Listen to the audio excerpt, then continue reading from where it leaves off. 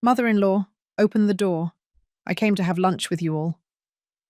The voice of Veronica sliced through the wood before I could take a breath. My son, Robert, instantly went pale. I saw him from the hallway, his hands trembling as he held the coffee cup I had just poured for him. He knew. He knew what she would see. The bruise on my face was still there, a dark purple mixed with sickly yellow, right under my left eye. 3 days earlier, I had fallen in the bathroom trying to reach the towels on the top shelf. That shelf Anthony always said was too high for me, but never lowered. Anthony had been dead for 2 years, and the shelf remained in the same spot, mocking my height every morning. I didn't have time to cover it with makeup. I didn't have time to invent a credible story. Robert got up from his chair as if the floor were opening beneath his feet, and walked toward the door with steps that dragged with guilt. I remained frozen in the middle of the living room, my apron still on, smelling of onion and tomato from the stew I had prepared just for him, just for my son, because Veronica never gave notice when she would come. The door opened. Veronica walked in with that confidence possessed by people who have never had to ask permission for anything. High heels, sounding like judgments against the hardwood floor, a designer purse dangling from her arm, expensive perfume filling the space and pushing the smell of my homemade food into the corners of the house. Her hair was pulled back into a perfect bun, red lipstick, impeccable nails. I, in my stained apron and my grey hair tied up with an old rubber band, felt like a shadow in my own home. Her eyes found me immediately. They stopped at the bruise like a hawk spotting movement in the grass. Robert tried to say something, his mouth opened and closed like a fish out of water, but no sound came out. Veronica walked toward me with measured, calculated steps, and for a second I thought she would ask what had happened, that she would show even a sliver of concern. "You can sit down. Get some rest." Her voice was sweet, almost maternal, but her eyes were cold as steel.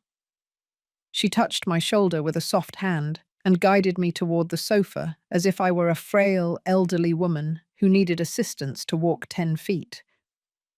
Robert was still standing by the door, looking away, cowardly, always cowardly when it came to facing his wife. I sat down because my legs could no longer hold me, not from physical tiredness, but from that exhaustion of the soul that comes from years of being treated as if you are a problem someone has to solve. Veronica placed her purse on the armchair, that armchair that had been Anthony's, where he sat every night reading the newspaper with his half-moon glasses resting on the tip of his nose. She reached into her enormous bag, that bag where she always carried things whose purpose I didn't understand. Very expensive creams, leather planners, pens that cost more than my month's grocery shopping.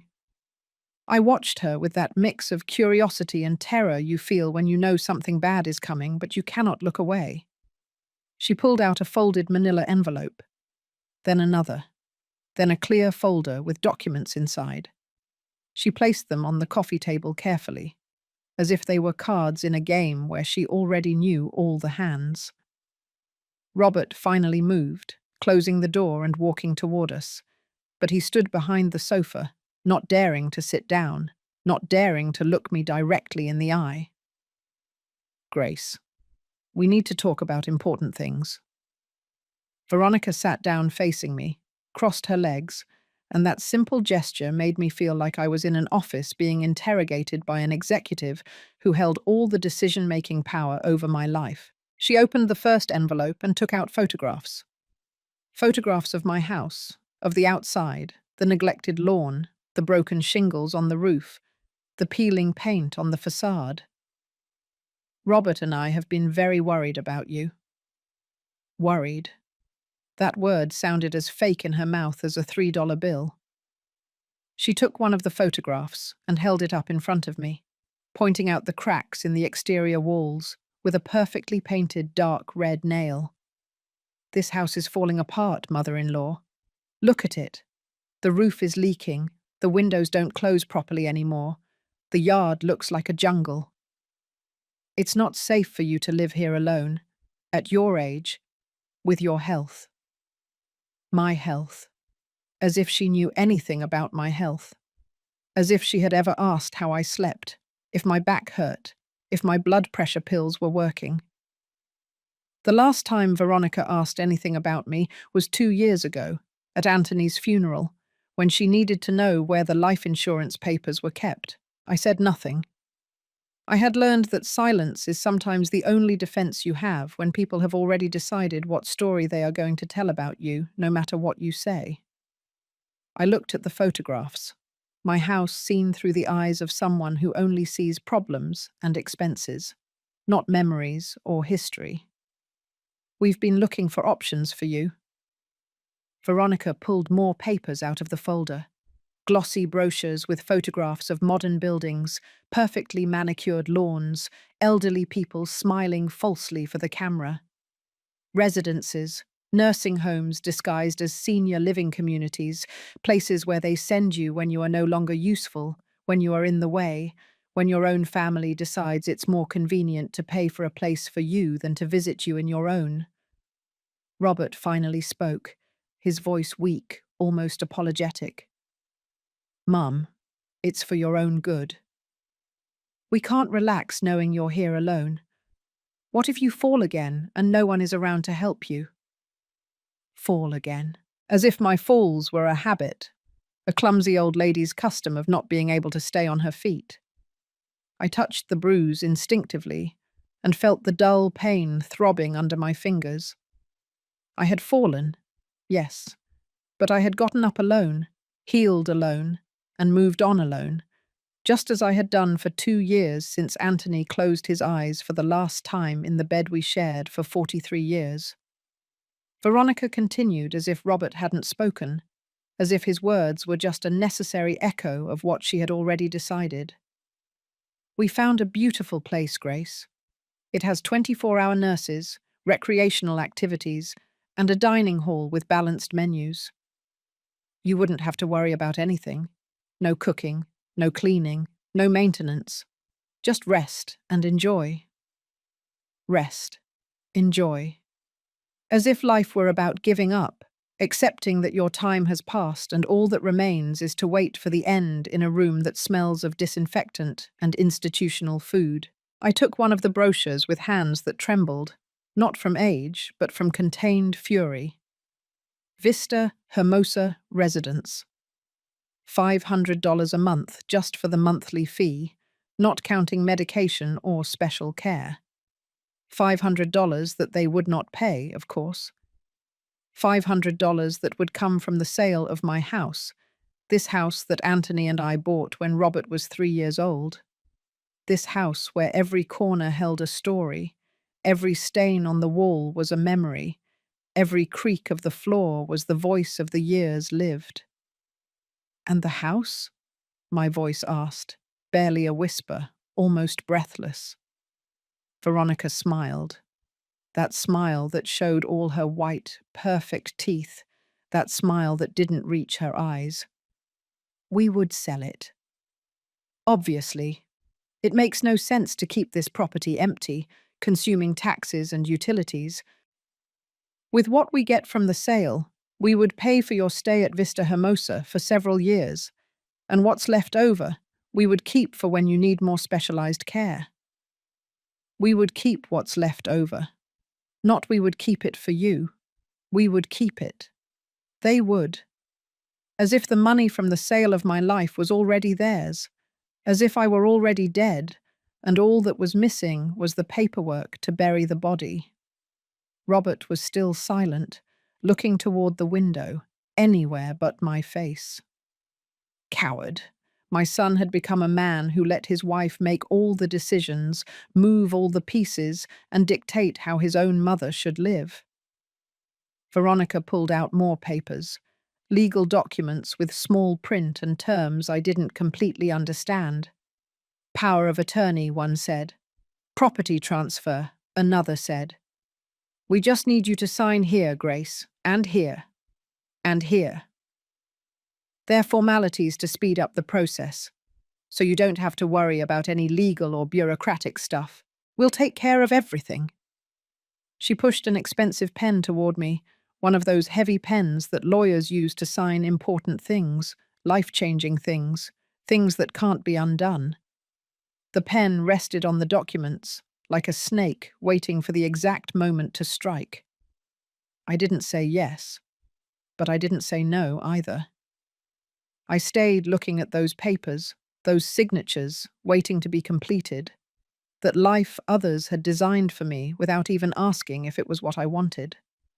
The bruise on my face pulsed with every beat of my heart, reminding me that I was no longer young, no longer strong, that maybe they were right, and I was being stubborn out of pure pride.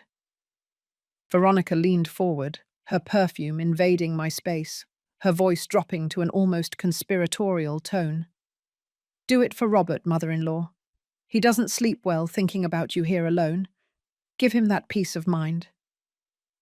I know it's hard, but it's best for everyone." For everyone, not for me, for all of them. For all of... I did not sign that day. Veronica put the papers away with a tense smile, the kind people use when they fake patience but are boiling with frustration inside. Robert kissed my forehead before leaving, a quick, cold kiss that smelled of guilt, and then they disappeared out the door, leaving the smell of expensive perfume floating in my living room as a reminder that they had been there, invading, deciding, planning my future without me. I stayed sitting on the sofa until the daylight began to die outside the window. I didn't turn on the lamps. I liked the gloom, the way the shadows covered the old furniture and the peeling walls that bothered Veronica so much. In the darkness, my house was still beautiful. In the darkness, I could still hear Anthony's laughter from the kitchen. I could still see little Robert running down the hall with his toy cars. But the darkness didn't last forever. It never does. The following weeks were like living in a house that was no longer mine, even though my name was still on the deed. Veronica started coming more often, always with different excuses. She brought food because I looked too thin. She came to check the leaks in the roof. She was just passing by and decided to say hello. Soft lies wrapped in fake concern. Every time she came, she brought something with her. Not gifts, but changes. One day she arrived with a man who introduced himself as a contractor and began taking measurements of the rooms without my permission. Another day she brought a woman from a real estate agency who walked through my house with a tablet in her hand, taking photographs of every corner, assessing my life in square feet and market value. "Grace, we're just preparing the groundwork. When you decide to move, everything will be ready." When I decide, as if it were my decision, as if I had a choice. Robert came with her but spoke less and less. He had become a silent accessory to his wife, a man who winced when she spoke, who looked away when I searched his eyes, begging for help, begging him to remember who I was before I was just a problem to solve. One afternoon, Veronica arrived with boxes, folded cardboard boxes that she left in the hallway next to my bedroom door. "So you can start packing what you want to take to Vista Hermosa, mother-in-law. Space is limited there, so you have to choose only the essentials." The essentials. As if 43 years of marriage, 35 years of raising a son, 65 years of life could be reduced to what fit in 3 cardboard boxes. I stood staring at those empty boxes, as if they were coffins waiting to be filled. I couldn't sleep that night. I got up at 3 o'clock in the morning and walked through the house, touching the walls, the door frames, the kitchen handle that Anthony had repaired so many times that I knew every one of its squeaks. I opened the closet in our bedroom and buried my face in Anthony's clothes that still hung there, searching for his scent. But after 2 years, only the aroma of mothballs and dead time remained. The boxes were still in the hallway when morning broke. I avoided them for 3 days until Veronica returned and asked with that poisonous sweetness she had perfected. "Have you started packing, Grace?" The director of Vista Hermosa called me yesterday. They have a room available with a garden view. It's perfect for you, but they can't reserve it for long. There's a waiting list. Waiting list. As if it were a privilege, an opportunity I couldn't waste. As if other old women were fighting for the right to leave their homes, their lives, their memories, to go die in a small room with a view of a garden that would never be theirs. I started noticing other things, small invasion that maybe I had overlooked before, or justified as family concern. Veronica had changed the lock on the front door without telling me. One day I arrived from the grocery store, and my key no longer worked. I had to ring the doorbell of my own house and wait for Robert, who was inside installing something in the guest room, to come and open for me. "It's for security, Mum. This lock is more modern, harder to break into." He gave me a copy of the new key, but when I checked it that night, I discovered they had made 3 copies. One for me, one for Robert, one for Veronica. My house now had 3 owners, even though only one paid the property taxes. Things started to disappear. First, it was the porcelain vase that Anthony had given me on our 20th anniversary. It had been on the mantelpiece for years, and one day it simply wasn't there anymore. When I asked, Veronica said it had broken while she was cleaning, and that she had thrown away the pieces so I wouldn't hurt myself. "I'm so sorry, mother-in-law. It was so fragile. Anyway, at Vista Hermosa you won't be able to have things like that. It's better to lighten the load now." Then the photographs from Anthony's and my wedding that were in silver frames on the dining room cabinet disappeared. Veronica said she had taken them to be reframed because they looked old and damaged. She never brought them back.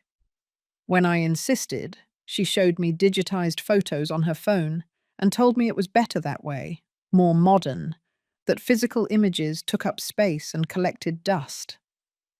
My mother's jewelry, which I kept in a wooden box in the bottom drawer of my dresser, became another battleground. Veronica discovered it one afternoon when I was in the bathroom. When I came out, she was sitting on my bed with the box open, touching each piece with her perfectly manicured fingers. "This is worth money, Grace. You should put it in a safety deposit box at the bank. It's not safe here. Anyone could break in and rob you." I tried to take the box from her, but she moved it away with a gentle, almost maternal motion. "Let me take it. I'll keep it in my safety deposit box until you're settled at Vista Hermosa. You won't be able to have jewelry there. It could get lost or someone could take it from you. You know how those places are." "You don't know how those places are," I wanted to scream. "Neither of us knows because I've never been to one and you will never have to be." But I didn't scream. I just watched her take the wooden box with the few valuable things I had left from my mother, the only tangible things that connected me to the woman who raised me, who taught me to cook, who held my hand when Robert was born. Money became another problem. I received a small pension every month, $300 that barely covered food and utilities, but it was mine. It was my independence. Veronica suggested it would be easier if that money were deposited directly into an account she would manage. "That way you don't have to go to the bank, Grace. At your age, walking all the way there is dangerous. I'll take care of paying your bills and give you cash when you need it." When I need it, not when I want it. When she decided I needed it. Robert agreed, of course. Robert always agreed with whatever his wife said. I signed the bank papers because Veronica explained with infinite patience that it was the most logical, most practical thing to do, that she was doing me a favor by relieving me of that responsibility. The first month, I received $50 in cash. "For your personal expenses," Veronica said. "The rest I used to pay the electricity and water." I didn't ask what had happened to the other $200. I was afraid of the answer. The food changed too. Veronica started doing the grocery shopping for me, bringing bags with products I hadn't asked for, expensive brands that she preferred, organic food that cost double and tasted like cardboard. When I told her I preferred to go to the corner market myself, where I had known the vendors for 20 years, she looked at me like I was a stubborn child. That market is dirty, Grace. The food there doesn't have quality controls. Do you want to get sick? I'll take care of it. Don't worry. Don't worry. Those 2 words became the motto of my new life. Don't worry about the money. Don't worry about the food. Don't worry about the decisions. Don't worry about anything, because you are no longer capable of worrying about yourself. One afternoon, I found Veronica in the room that had been Robert's when he was a child. That room I kept exactly as he left it when he went to college, with his posters on the walls and his football trophies on the shelves. She was throwing things into black garbage bags, quick, efficient movements, without sentimentality. This is just junk, Grace. Robert won't want any of this. It's better to throw it away now. I tried to stop her, but she continued, relentless, emptying the drawers, ripping down the posters, erasing my son's childhood as if it were a mistake that needed to be corrected. When she finished, the room was just an empty space with bare walls and dust floating in the sunbeams that came through the window. We could rent out this room, she said, tying the bags. $300 a month, easily. It would help with the house expenses until we sell it. Until we sell it. It was no longer if we sold it. It was until, when, soon. The future was already decided, and I was just an obstacle delaying the inevitable. Robert came less. When he came, he stayed a short time, always in a hurry, always with excuses. Work, meetings, commitments. He stopped eating my food, saying he was watching his diet on a doctor's recommendation. He stopped staying for coffee in the afternoons as we used to, when we could still talk without Veronica present, dictating the conversation. I realized I was losing my son in the same way I was losing my house. Little by little, piece by piece, conversation by conversation, until only the shell of something that was once real remained. The day I found Veronica going through Anthony's documents in his study was the day something inside me broke in a way that had no repair. It was 10 o'clock in the morning, and she hadn't announced she was coming. I was in the yard trying to save the roses Anthony had planted years ago. Those roses that were now growing wild and disheveled because my hands no longer had the strength to prune them correctly. I entered through the kitchen door to get water and heard noise in the study. That room that had been Anthony's sanctuary, where he spent his afternoons reading and organizing his things. That room I had kept closed since his death, because opening that door was like opening a wound that never completely healed. The door was wide open. Veronica was sitting at Anthony's desk, with drawers open around her, papers scattered on the wooden surface, old documents piled on the floor. She was wearing white cotton gloves, as if she were handling museum artifacts. And she had an expression of absolute concentration as she reviewed every paper, every photograph, every yellowed receipt. She didn't hear me come in. She was too focused on what she was doing. I watched her from the doorway, my heart beating so hard I thought it would jump out of my chest. I saw her open the envelope where Anthony kept the deed to the house, how she read every page with those calculating eyes that had perfected the art of finding value in everything. "What are you doing?" My voice came out louder than I intended. Veronica looked up without being startled, without guilt, as if she had every right in the world to be there, invading the most private space of my life. "Oh, Grace, I was looking for the house documents. We need to have everything in order for when you start the selling process." She took off the gloves with slow movements and left them on the desk. She looked at me with that exaggerated patience that people use when speaking to someone they consider mentally inferior. "How did you get in?" "I have a key, mother-in-law. Robert gave me his copy." It's important that we can enter in case of emergency. What if you fall and can't get to the door? Emergency. Everything with her was emergency, prevention, security. Logical reasons to justify every invasion, every violation of my privacy, every piece of autonomy she ripped away with her perfectly manicured hands. I walked toward the desk. My legs were shaking, but I forced myself to stand firm. I took the house deed from her hands. The paper felt fragile between my fingers, as if it would disintegrate if I squeezed too hard. No one gave you permission to go through these things. Veronica sighed, one of those long, suffering sighs that mothers use when their children misbehave, and they have to be patient. Grace, I understand this is difficult for you. I get it. But someone has to take care of these things. You can't keep living in the past. Anthony is gone, and you need help managing all this. All this. My life reduced to paperwork that needed to be managed, organized, filed, sold. I stood there holding the deed against my chest as if it were a shield, feeling the weight of Anthony's silence, his absence so great that it filled the entire room. I want you to leave. The words came out before I could think them. Veronica blinked, genuinely surprised for the first time since I had known her. Excuse me? I want you to leave my house, now. She stood up slowly, smoothing her skirt with her hands, recomposing that mask of professional calm she wore as armor. You're upset. I understand. I'll leave you alone to calm down, and then we can talk calmly. I don't want to talk to you. Not now or later.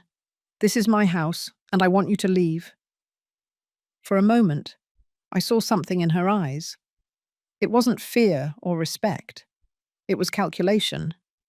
I saw her measuring the situation, evaluating how much more she could push before I completely broke.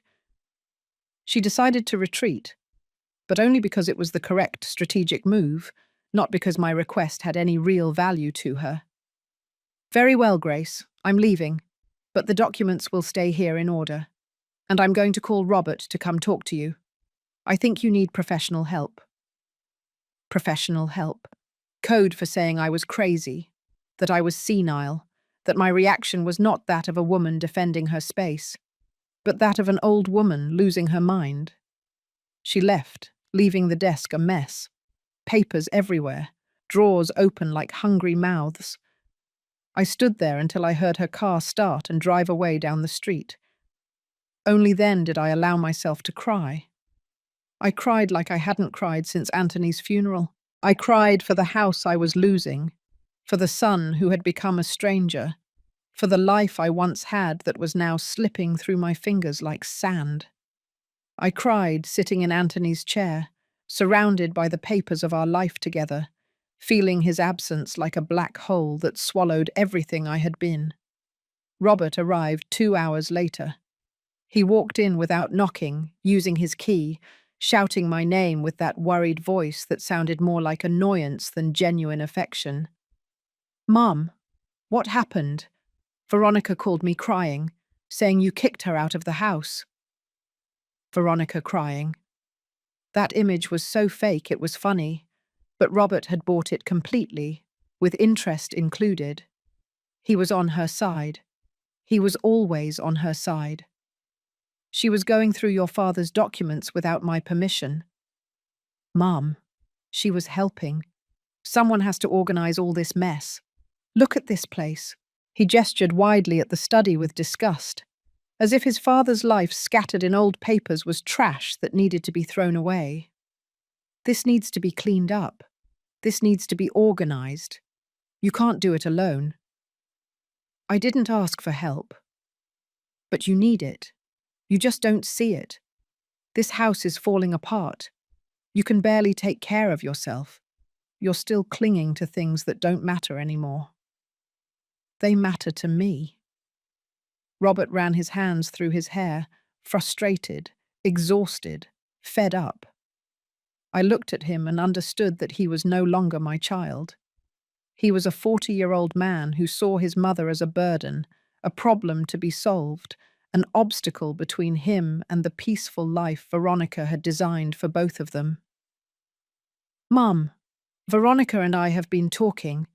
We think it would be better if you went to Vista Hermosa soon. Very soon. It's no longer negotiable." Not negotiable. As if it ever had been. As if my opinion had mattered at any point in this process. "This is my house, Robert. And it's a house you can't maintain.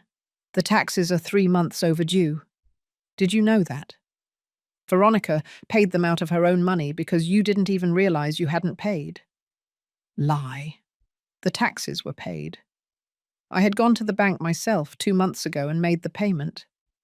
I had the receipt stored in my bedroom, in the box where I kept all the important documents. But Robert's face showed absolute conviction. He believed what he was saying. Veronica had shown him something, some fake paper, some manipulated account, and he had believed her without questioning. "I have the receipts." Veronica says those receipts are old, that you're confused about the dates. "Mum, this is exactly what we're talking about. You can't handle these things alone anymore." "I'm not confused. Look at your face. Look at your face in a mirror. You have bruises every 2 weeks. You fall constantly. The other day the neighbor found you disoriented in the yard. See? You can't go on like this." The neighbor, Mr. Thompson, who lived 3 houses down, and who had indeed found me in the yard one afternoon when I had gotten dizzy from the heat. It had been a moment, 5 minutes of weakness, and now it became evidence of my mental incapacity. I stayed quiet because I understood something terrible and definitive. It didn't matter what I said. It didn't matter how much I defended myself. Robert had already made his decision. Veronica had already won. I was the crazy one, the senile one, the old woman who couldn't take care of herself and needed to be saved from herself. "We already signed the contract with Vista Hermosa.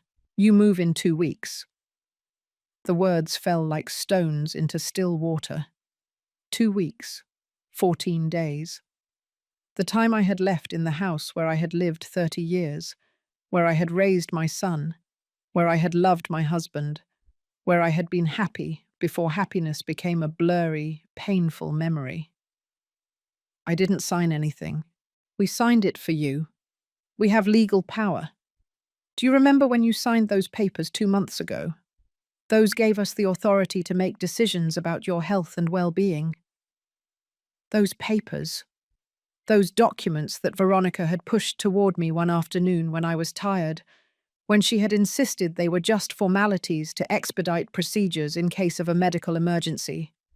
I had signed because I trusted, because they were my family, because I never thought they would use that trust as a weapon against me. Robert approached and put a hand on my shoulder, a gesture intended to be comforting, but it felt like the weight of a gravestone. "It's for your own good, Mom. You'll see that you'll be better off at Vista Hermosa. You'll make friends, you'll have activities. You won't have to worry about anything. Veronica and I will come visit you every week." Every week. Promises that would evaporate in a month, in 2, until visits would be once a month, then every 2 months, then only on Christmas if they had time between all their other obligations. He left me in Anthony's study, surrounded by the remnants of our life together. I sat down on the floor, among the papers, and for the first time since all this began, I didn't cry. Something inside me hardened, solidified like cold cement. The pain transformed into something different. Clarity.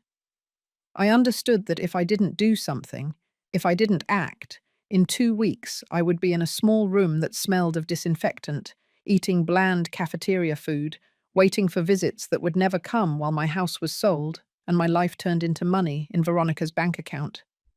I didn't sleep that night. I stayed awake in the darkness of my room, listening to the sounds of the house. Every creak, every sigh of the wind against the windows, every memory trapped in the walls. And as I listened, I began to think, to plan, to prepare. The next morning, I got up before dawn. My hands were no longer shaking. My mind was clearer than it had been in months, maybe years. Fear had transformed into something more useful, more sharp. Determination. I started with the obvious, my cell phone. That device Robert had given me last year, saying it was important for me to be connected, to be able to communicate in case of emergency. He never really taught me how to use it, just the basics. But I had learned alone during sleepless nights, exploring every function with the patience of a craftswoman. I sat at the kitchen table with a cup of coffee cooling in my hands and opened the messaging app. All the messages between Robert and Veronica were there. He never knew I knew how to access that information, because he never asked me how much I understood about technology. To them, I was an old woman who could barely turn on the television. I read for 2 hours. Every message was a stab, but the stabs no longer made me retreat. They made me stronger. I saw conversations about the sale of my house with real estate agents.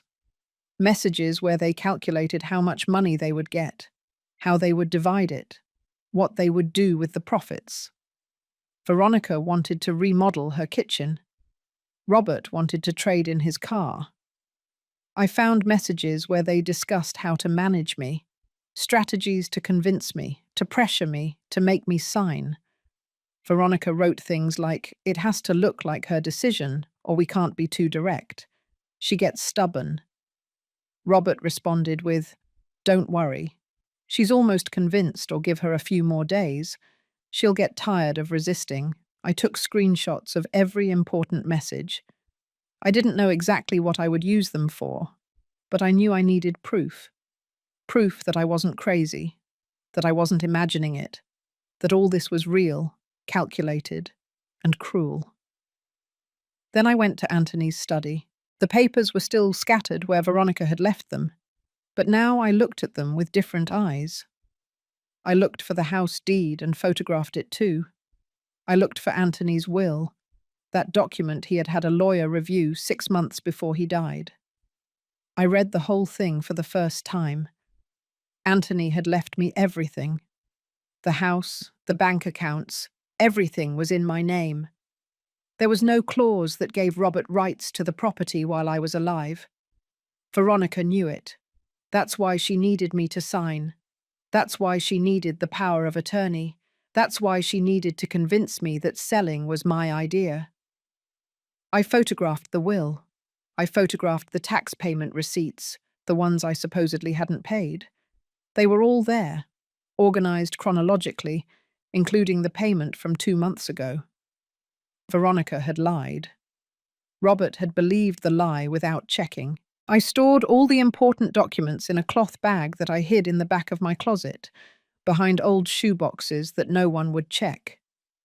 I left copies in their place, but the originals were safe now. Then I did something I never thought I would do. I went to the corner hardware store, the one where Mr. Johnson had known me for 20 years. I asked him to change the lock on my bedroom door. I didn't give him explanations, and he didn't ask. He just nodded with that silent understanding of people who have lived long enough to know that some things don't need words. While Mr. Johnson worked on the door, I organized my room. I brought in all the remaining valuables in the house. The photographs Veronica hadn't taken. The documents, the only piece of my mother's jewelry I had left. A gold bracelet that had been hidden in an empty cookie tin in the kitchen. 2 days later, Veronica knocked on my door at 9 o'clock in the morning. She came in with her key, but stopped in the hallway when she saw that my bedroom door had a new lock. "What is this, Grace?" Her voice had lost all pretense of sweetness. It was cold, direct, annoyed. "Security. Like you said, it's important to feel safe in your own home." Veronica walked toward my door and tried to turn the handle. Locked. She looked at me with those calculating eyes, re-evaluating the situation, re-evaluating my capacity for resistance. I need to get in there. There are things to pack. There is nothing to pack yet. Grace, don't start this. We already talked. You're moving in less than 2 weeks. I remained silent, holding her gaze.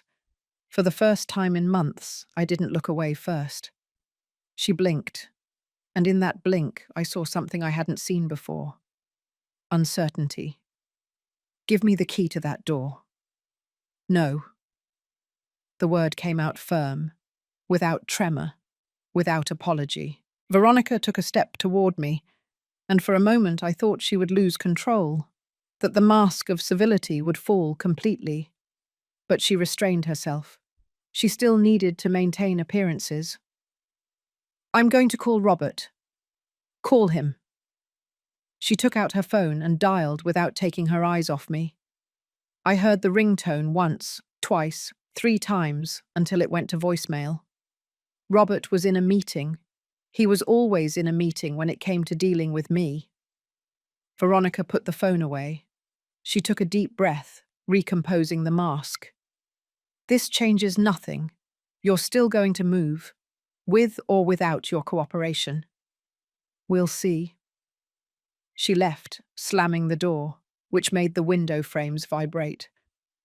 I stayed in the hallway, looking at the closed door, feeling my heart beating strongly but without fear.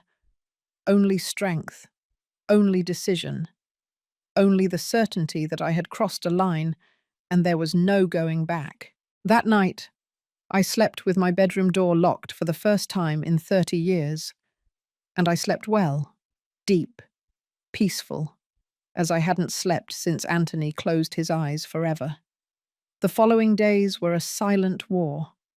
Veronica came every morning, and every morning she was met with closed doors, with my calm but firm refusal, with a version of me she didn't know and didn't know how to handle. I was no longer the docile mother-in-law who agreed to everything, who signed what was put in front of her, who let others make decisions about her life. Robert finally appeared on the 4th day. He arrived in the afternoon, after work, with that tired look of men who would rather be anywhere but where they are. He knocked on the door with his knuckles, softly, almost apologizing for existing. "Mom, open up. We need to talk." I opened the door but didn't step aside to let him in. I stood in the doorway, occupying the space, marking territory. He noticed the change immediately. I saw the confusion in his eyes, that moment of recalibration when you realize the rules of the game have changed without anyone telling you. Veronica says you put a lock on your room. That's right. Why? Because it's my room in my house, and I can put whatever locks I want on it. Robert sighed. That sigh I knew so well, the one he used when he was a child, and I didn't give him permission for something he considered unfair. Mum, this is getting out of hand. You're complicating everything unnecessarily. I'm not complicating anything. I'm protecting what's mine. Protecting it from whom? We're your family. Then act like family, not like vultures waiting for me to die. The words came out harsher than I intended, but I didn't take them back. Robert paled. For a second, I saw genuine pain in his face, but it vanished quickly, replaced by that automatic defense guilt activates when it doesn't want to be recognized. That's unfair. Everything we're doing is for your good. Going through your father's documents without my permission is for my good. Taking my mother's jewelry is for my good. Lying about the taxes I did pay is for my good. Robert opened his mouth, but no sound came out. I had disarmed him. He didn't know that I knew about the lies, about the manipulations, about the messages he exchanged with Veronica, planning how to manage me as if I were a corporate problem to solve. Mom, the taxes are overdue. Veronica showed me the bank statements. And I have the payment receipts. They are in my room, locked up, where no one can conveniently make them disappear. That doesn't make sense. Why would we do something like that? I don't know, Robert. Why would you? He stayed silent. I saw his mind working, trying to find an explanation that wouldn't make him look like the man who had allowed his wife to abuse his mother. He found none.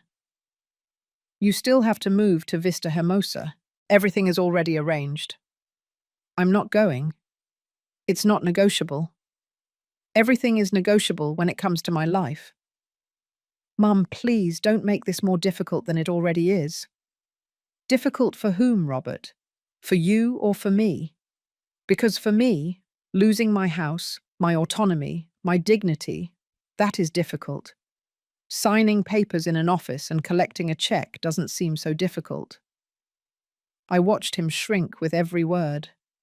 Part of me wanted to hug him, tell him everything would be okay, protect him as I had done when he was a child, and the world seemed too big and scary. But that part of me was tired. I had protected and forgiven and yielded for too long. I'm not moving. Cancel the contract with Vista Hermosa. I can't do that. We already paid the deposit. $500, non-refundable. $500 that came out of my pension, surely. $500 of my money used to buy my prison.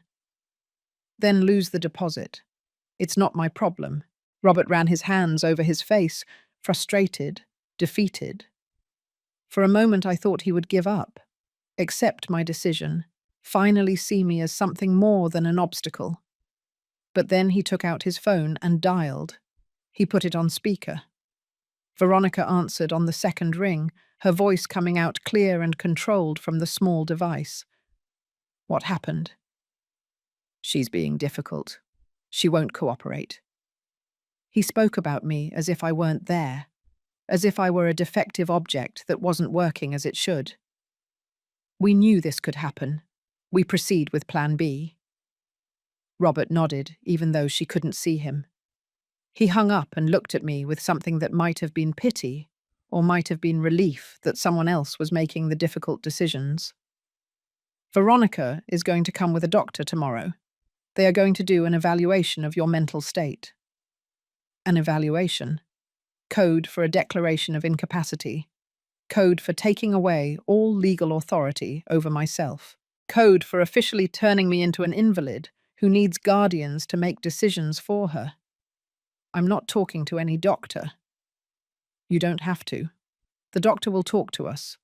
They'll review the history of your falls, your confusions, your erratic behaviors. We already have enough documentation. Documentation. The falls that anyone of 65 has. The supposed confusions that were Veronica's lies. The erratic behaviors that consisted of refusing to be stripped of my home. That's false, and you know it. The doctor will decide that, not me. He left without saying goodbye, leaving me at the door with the weight of what had just happened falling on my shoulders like wet cement. I closed the door and leaned against it, feeling my legs tremble for the first time in days.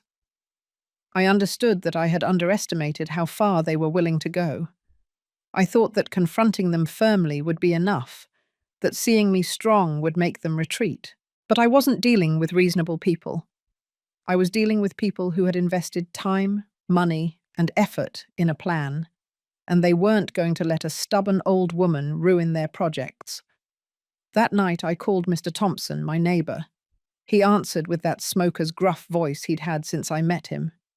Grace, is everything okay? No, Tom. Everything is not okay. I need a favour. I explained the situation to him. Not all the details, just what was necessary. That my family was trying to force me to sell the house, that they were coming with a doctor, that I needed a witness that I was in my right mind. Tom listened in silence, and when I finished, his answer was simple. I'll be there tomorrow. I also called the only person I thought could help me, Frank, the lawyer who had helped Anthony with the will. His number was still in the old address book I kept in the kitchen drawer. A secretary answered, but when I said my name, Frank took the call immediately. "Mrs. Morrison, it's good to hear from you. How can I help you?" I told him everything. The manipulations, the lies, the attempt to declare me incapacitated. I spoke quickly, afraid he would lose patience or decide it was too much trouble for a client who probably couldn't pay him much. "Do you have proof of what you're telling me?" "I have messages, photographs of documents, receipts." "Good. That's very good. Listen to me, Mrs. Morrison. Don't talk to that doctor tomorrow. Don't say anything that can be used against you. I'm going to be there too. They can't do an evaluation without your consent and without a court order." "Can you do that? Can you come?" "I can and I will. Anthony was my friend as well as my client. I'm not going to allow them to abuse his widow."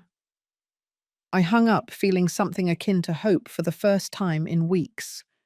I was not alone. I had allies. I had proof.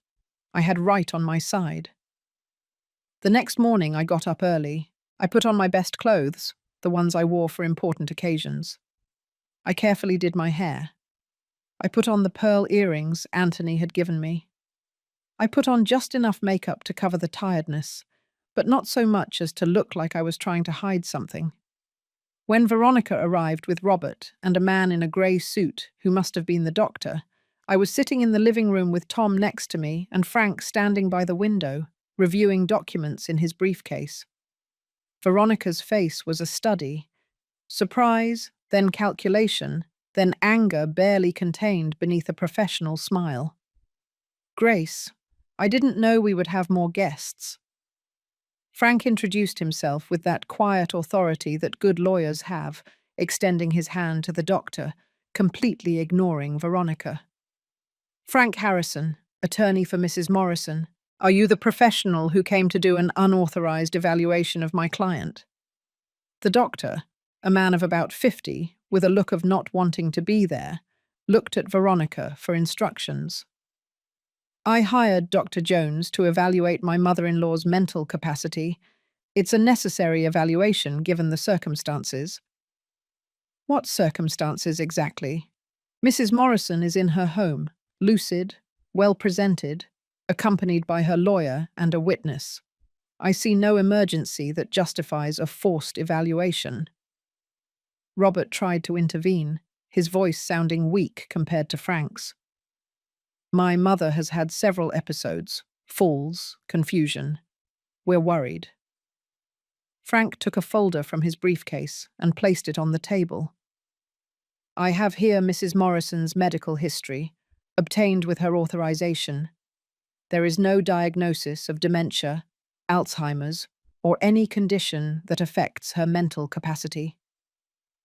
The falls you mention are normal for her age, and none have resulted in hospitalization or prolonged treatment." Veronica sat down on the armchair without being invited, crossing her legs, recomposing her strategy on the fly.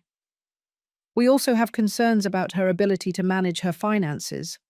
The house taxes are overdue." Frank smiled. It wasn't a kind smile. "The taxes are paid and up to date. I have here certified copies of all the payments. Would you like to review them, Dr. Jones?" The doctor raised his hands in a gesture of surrender. "I only came to do an evaluation if the patient consented. Clearly, this is a complex family matter that does not require my services." He left quickly, escaping a situation that had become awkward and potentially problematic for him.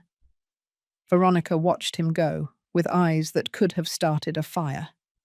The silence after the doctor left was so dense you could almost touch it. Veronica was still sitting in Anthony's armchair, her perfect posture beginning to crack at the edges. Robert was standing by the door, as if calculating the shortest distance to escape. Frank remained next to me, motionless, waiting. Veronica spoke first. Her voice had lost all pretense of sweetness. "This doesn't end here, Grace. You know it doesn't end here." "You're right. It doesn't end here. It ends with you out of my house and out of my life until you can treat me with the respect I deserve. Robert finally found his voice, though it was broken. Mom, please, we're family. Family doesn't steal. Family doesn't lie. Family doesn't try to declare their mother incompetent to take her house. Veronica stood up abruptly, the control finally breaking. Take your house. All we've done is try to help you. You are a stubborn old woman who doesn't understand what's best for her. There it was, the truth finally coming out unfiltered, unmasked. Frank stepped forward, his voice sharp as glass. Ma'am, I suggest you measure your words. Everything you say right now is being witnessed and can be used legally. Veronica looked at me with an hatred so pure that for a moment I thought she would hit me. But she controlled herself, grabbed her bag, and walked toward the door. Let's go, Robert. Robert didn't move. He stood there, looking at me with eyes I no longer recognized. He was no longer the child I had raised, who had slept in my arms, whose scraped knees and broken hearts I had healed. He was a stranger trapped between two worlds, unable to choose. Robert, I said let's go. Veronica's voice was an order, not a request.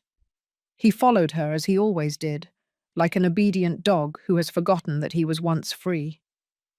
Before crossing the door, Robert turned to me one last time. This isn't what I wanted, Mum. You have to believe me. Then you should have wanted something different. They left. The sound of the door closing echoed through the house like a final shot. Tom placed a hand on my shoulder, a simple gesture of solidarity. Frank gathered his documents with efficient movements. Mrs. Morrison, I need you to understand something. This is probably going to get worse before it gets better. Your daughter-in-law doesn't seem like the type of person who accepts defeat easily. I know. Good. Then be prepared. I recommend you change all the locks on the house, not just your room. Document any attempt at contact or intimidation. And consider installing security cameras, if your budget allows. I don't have much money, I admitted, feeling shame for the first time since all this began. Frank closed his briefcase and looked at me with kind eyes. Anthony helped me when I was starting my career and couldn't afford a corporate lawyer. I owe him this. Don't worry about my fees for now. We'll worry about that when we are sure your house and your autonomy are protected. I didn't know what to say. The words got stuck in my throat along with tears I refused to shed in front of them. Tom filled the silence. I have an old security camera in my garage. My son installed it years ago and then bought a new one. It works perfectly. I'll bring it over this afternoon. The two men left me alone in my house, which suddenly felt bigger and quieter than it had been in a long time. I sat on the sofa and for the first time allowed the fatigue to completely wash over me. I had won this battle. But Frank was right. Veronica would not give up so easily. I knew people like her. I had seen them on soap operas, in stories that other women told at the market, in newspaper articles about families destroyed by inheritance and property. They wouldn't stop until they got what they wanted or until they could no longer keep trying. That afternoon, Tom brought the camera. We installed it pointing toward the front door, with a clear view of anyone who approached. It wasn't a sophisticated system, but it was enough. He showed me how to review the recordings on my phone with infinite patience, repeating the instructions until I memorized them. 2 days later, Robert came back. Alone, without Veronica. He knocked on the door like a stranger asking permission. I let him in but didn't invite him to sit down. I came to apologize. The words sounded rehearsed, as if he had practiced them in front of the mirror.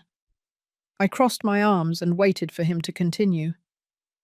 I didn't realize what was happening.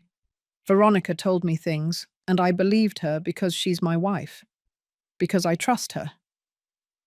But I've been thinking about everything, and you're right. Things got out of hand. Got out of hand. As if it had been an accident, something that simply happened without anyone consciously deciding to hurt, manipulate, steal. And what changed, Robert? Why are you coming with apologies now? Veronica is furious. She says she doesn't want anything more to do with you, that if you want to stay in this house until it falls on you, it's your problem. I can't live like this, Mum. I can't live knowing my mother hates me. I don't hate you, I said. And it was true. Hatred requires energy that I no longer had. I don't hate you, but I don't trust you either. And without trust, there is no family. Tell me what to do to fix it. I really looked at him for the first time in months. I saw the lines of worry around his eyes, the way his shoulders slumped under the weight of a life he had built on pleasing others. I saw the boy he had been and the man he had become, and felt a deep sadness for the distance between them. You can't fix this with words, Robert. It's fixed with actions, with time, with genuine respect, not with empty promises when it suits you. He nodded, defeated. He left without trying to hug me, without attempting any more apologies, and I was left wondering if someday we could find our way back to each other, or if some bridges, once burned, can never be rebuilt. 3 weeks passed without news from them. 3 weeks of silence that felt like the eye of the hurricane, that deceptive calm before the storm returns with more force. I got used to checking the security camera every morning, expecting to see Veronica or Robert approaching the door, but the screen always showed the same thing. The empty lawn, the quiet street, no one. The silence should have brought me peace, but instead it brought something heavier. Loneliness. The house I had defended so fiercely now felt too big for one person. The empty rooms echoed with conversations that would no longer take place, with laughter that had dried up like flowers without water. Tom came every 2 days to have coffee with me. He never stayed long, just long enough to make sure I was okay, that I was eating, that I hadn't fallen or hurt myself. It was a simple, unpretentious kindness that made me cry when he left and I was alone again. Nights were the worst. I would wake up at 3 o'clock in the morning hearing noises that were probably just the house settling, but that my mind turned into threats. Veronica forcing a window, Robert using a key I didn't know he had. Dr. Jones returning with papers that would declare me incompetent no matter what Frank said. I started cooking again, not because I was hungry, but because I needed to fill the time with something that made sense. I made the recipes Anthony loved, the beef stew I made him on Sundays, the saffron rice he asked for on special occasions. I cooked large portions as if there was still someone else at the table, and then stored the leftovers in containers that accumulated in the refrigerator until they spoiled, and I had to throw them away. One afternoon, while peeling potatoes in the kitchen, I heard the doorbell. My heart immediately sped up. I checked the camera on my phone before approaching the door. It wasn't Robert or Veronica. It was a young girl, maybe 16 or 17 years old, with long hair pulled back into a ponytail and a backpack hanging from one shoulder. It took me a moment to recognize her. Lily, my granddaughter, Robert and Veronica's daughter, whom I had barely seen in the last 2 years, because there was always an excuse not to bring her to visit me. She had homework, she had school activities, she wasn't feeling well. I opened the door slowly, preparing myself for anything. Lily looked at me with eyes that were exactly like Robert's when he was a child, before life made him a coward. "Hi, Grandma." Her voice cracked on the last syllable. Before I could say anything, she rushed toward me and hugged me with a strength I didn't expect from someone so thin. I felt her shoulders shaking, struggling to contain sobs that fought to escape. "Come in, my love, come in." I guided her to the living room, and we sat on the sofa, She still clinging to me as if she feared I would kick her out. I stroked her hair and waited until she could speak. I'm so sorry, Grandma. I'm so sorry for everything they did to you. The words came out gaspingly, through tears that finally flowed uncontrollably. I handed her a tissue and waited until she calmed down enough to continue. I knew what they were doing. I heard Mum talking on the phone about selling your house. I heard her tell Dad that they had to hurry before you changed your mind. I heard when she said that if you didn't cooperate, they were going to declare you incompetent. Why didn't you say anything? My voice came out harsher than I intended. Lily flinched, as if I had hit her. I was scared. Mum is... She can be really cruel when things don't go her way. I tried to talk to Dad once, tell him that what they were doing was wrong, but he told me I didn't understand adult things and to stay out of it. She closed her eyes and took a deep breath, preparing for what came next. But I can't stay quiet anymore, not after what happened yesterday. What happened yesterday? Mum was talking to a friend of hers who's a real estate agent. I heard them from my room. Mum was telling her that it was only a matter of time before they got the house, that you're old and would eventually make a mistake they could use against you. She said that when you died, which she said would be soon, Dad would inherit everything, and then they could do whatever they wanted. The casual way Lily repeated those words, the coldness with which Veronica had spoken of my death, as if it were just a temporary inconvenience, hit me like a punch to the stomach. Lily took her phone out of her backpack and showed it to me. On the screen was an audio file. I recorded everything, every conversation I've heard in the last 3 weeks. I have like 12 recordings where Mum talks about you, about the house, about how to manipulate Dad to go through with the plan. Why did you record all that? Because I needed proof. I needed something to make me feel like I wasn't crazy, that I wasn't imagining how horrible all this was. And I needed something to give to you, so you could defend yourself. My granddaughter. This 16-year-old girl had done what her father didn't have the courage to do. She had chosen right over convenient. She had risked the peace of her home to protect someone she barely saw. Does your mum know you're here? No. She thinks I'm at a friend's house studying. If she finds out I came to see you, there's going to be a war. Tears fell down her cheeks again. But I had to come. I had to tell you I'm sorry, that not everyone in the family is like her. And I had to give you this. She connected her phone to my laptop, that old laptop Anthony had given me years ago that I barely used. She helped me transfer all the audio files to my computer. Then she also emailed them to Frank, using the address I had saved on my phone. When we finished, Lily looked at me with eyes that seemed much older than they should be at her age. You hate me, Grandma, for not saying anything sooner.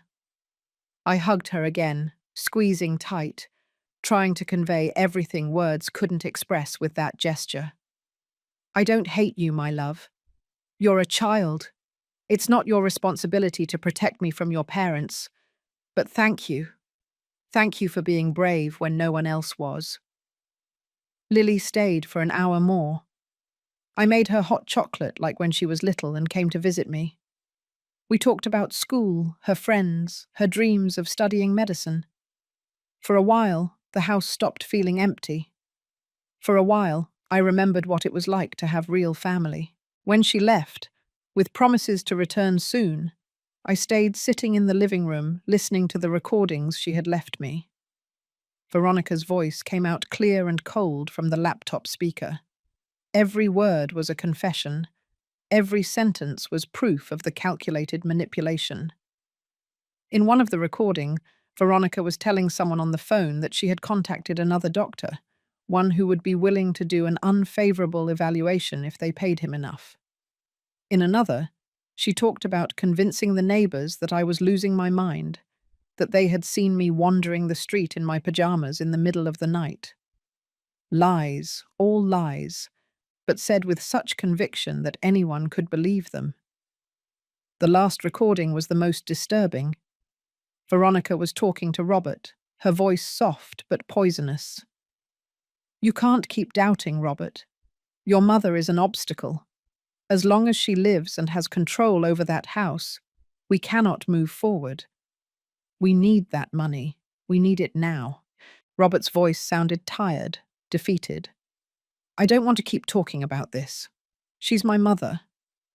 And it's a house worth $200,000, Robert. $200,000 that would allow us to pay off our debts, remodel our house, give Lily a better life. Does that mean nothing to you?" "It means something, but my mother means something too. Your mother who doesn't even visit you, who barely speaks to you since you set healthy boundaries. Your mother who is being selfish by clinging to a house she can't maintain. She's not being selfish. It's her house. For now, but not forever. Time is on our side, my love. We just have to be patient." The recording ended there. I stayed staring at the dark screen of the laptop, feeling something that wasn't exactly surprise, because I already knew what they were capable of, but that hurt anyway. Hearing my own son reduce my worth to a selling price, hearing him talk about me as if I were a temporary problem to be solved with patience, that was a different kind of pain. That night I called Frank. I told him about Lily's visit, about the recordings. He listened in silence, and when I finished, his response was direct. "With this, we can get a restraining order against your daughter-in-law if necessary, and if they try to proceed with any legal action against you, these recordings would destroy any case they attempt to build." "And Robert?" "Robert is an accomplice, but the recordings show that Veronica is the driving force. He is weak, not malicious. That doesn't excuse him, but it changes the dynamic." I hung up feeling strangely empty. I had the proof I needed. I had the legal support. I had the truth on my side. But I also had the definitive confirmation that the family I had built with so much love and sacrifice had broken in ways that might never be repaired.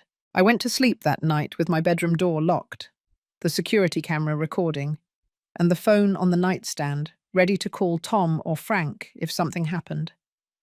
I slept, but it was a restless sleep, filled with dreams where Anthony told me everything would be okay, that he was still watching over me from wherever he was.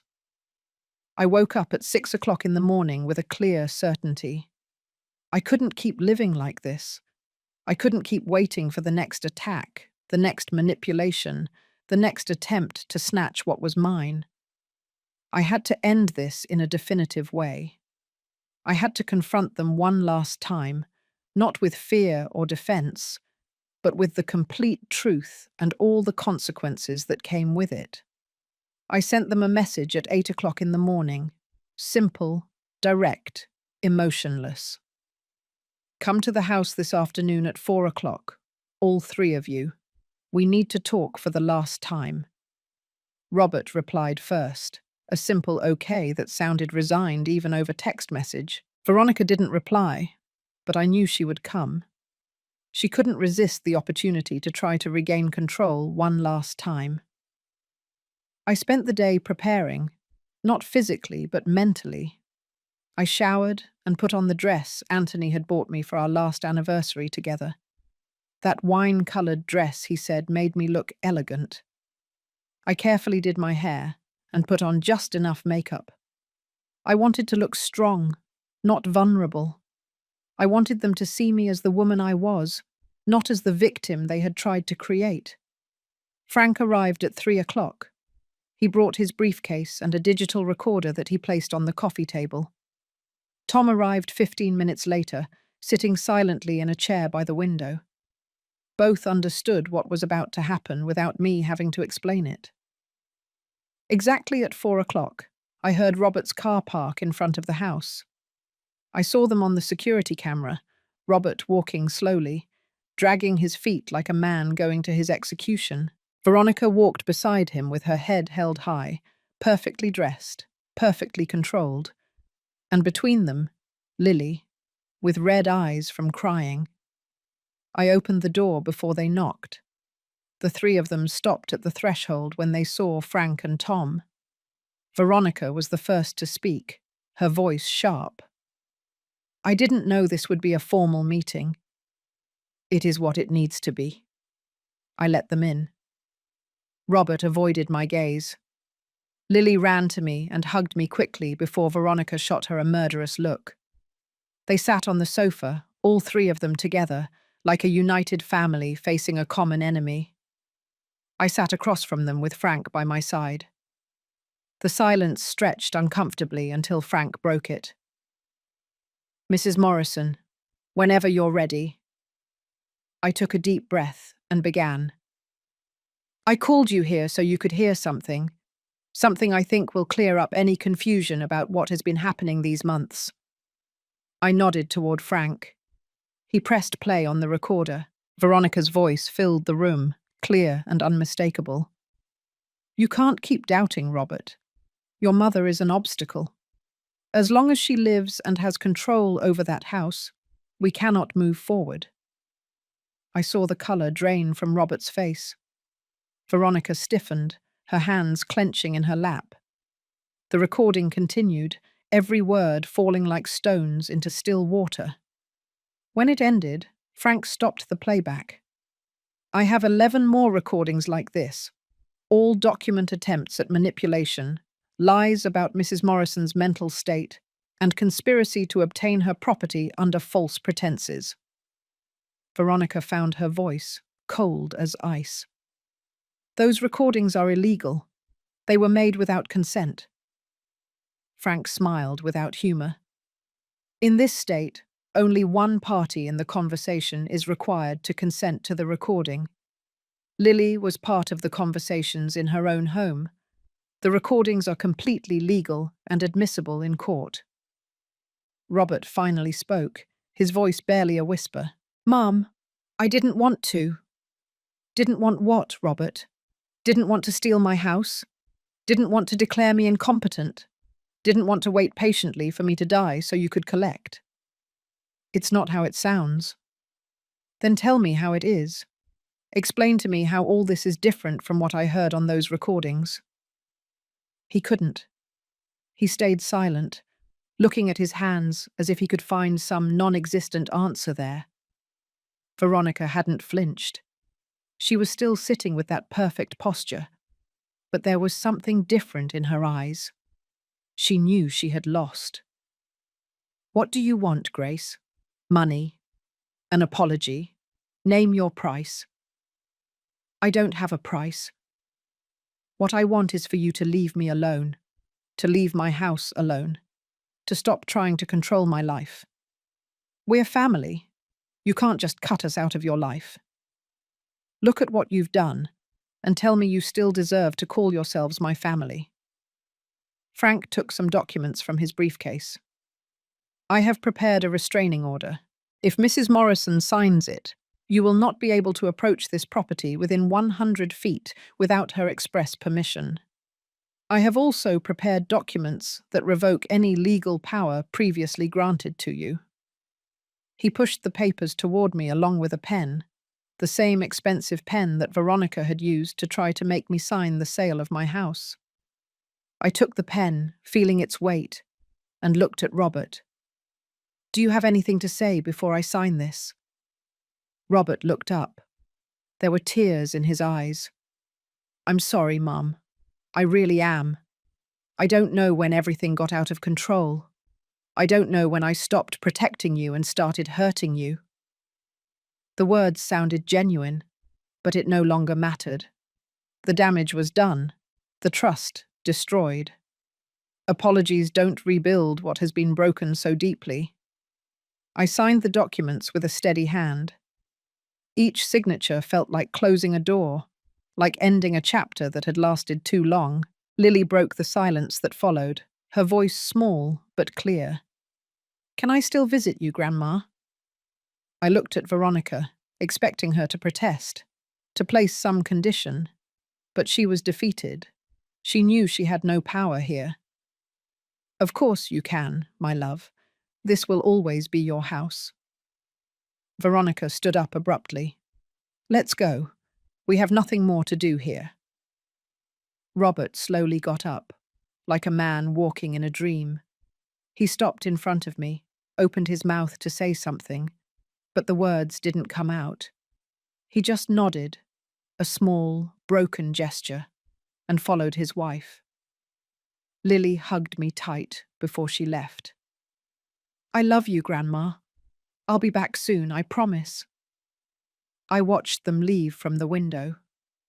Robert's car drove away down the street until it disappeared. Frank and Tom stayed a little longer, making sure I was okay, that I didn't regret what I had just done. I don't regret it, I told them. And it was true. When they finally left and I was alone in the house, the silence was different. It wasn't the heavy silence of loneliness, but something lighter. Peace. For the first time in months, I felt real peace. I walked through every room of the house, touching the walls, the furniture, the photographs that were still hanging where they had always been. This was my house, mine, and no one would ever take it from me. The first few days after the confrontation were strange. I woke up expecting to hear the doorbell, expecting to see Robert's car on the street, expecting some more attempt by Veronica to reclaim what she thought belonged to her. But nothing happened. The silence held, dense but calm, like freshly fallen snow that no one dares to step on. Frank called every 2 days to verify that everything was in order. The restraining order was in effect. There had been no violations, no attempts at contact. Veronica and Robert seemed to have finally accepted that they had lost. Lily came to visit me the following Saturday. She came alone, by bus, with a bag full of ingredients to bake cookies like we did when she was little. We didn't talk about her parents while we mixed the flour and sugar. We just enjoyed being together, laughing when we burned the first batch and celebrating when the second came out perfect. Before she left, while packing the leftover cookies to take home, she told me something she had been holding back. Dad is sleeping in the guest room. I heard Mum yelling last night that it was his fault everything went wrong, that if he had been firmer with you, none of this would have happened. And what did your dad say? Nothing. He never says anything. He just stood there while she screamed. I felt something similar to pity, but not exactly that. Robert had made his choices. Now he was living with the consequences, and those consequences included a wife who blamed him for her own failure. Weeks turned into months. Fall arrived with its golden leaves falling in the yard that I had finally started to take care of again. Tom helped me prune Anthony's roses, clean up the neglected areas, and make the space feel alive again. One afternoon, while watering the plants, I saw an unfamiliar car park in front of the house. My heart sped up for a moment until I saw who got out. Robert. Just Robert. Without Veronica. He stood on the sidewalk, looking at the house as if it were the first time he had seen it.